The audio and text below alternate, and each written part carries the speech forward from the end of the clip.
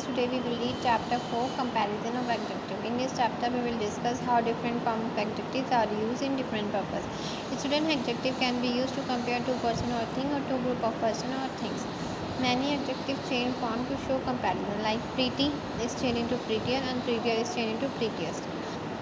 Okay, but there are some other adjectives which do not change their form. For example, whole, total, excellent and complete. The adjectives that change their form to show comparison are called gradable, and those do not change their form are non-gradable. Okay. For example, student cold, colder, coldest are gradable adjective. Okay, these are gradable because they change their form.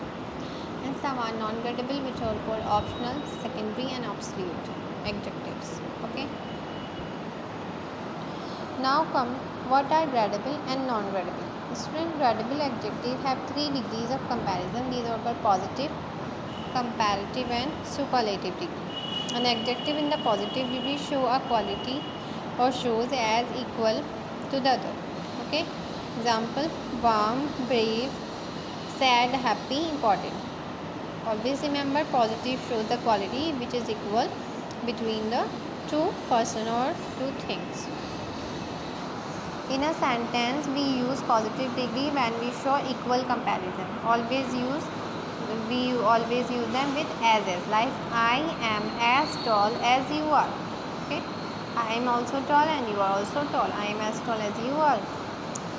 Student, adjective in the comparative degree show a quality as being more than something else.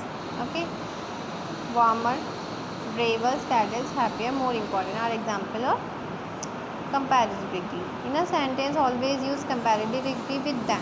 Like I am taller than Sheila. It means I am more tall than Sheila. Sheila is shorter than me. I am taller than Sheila.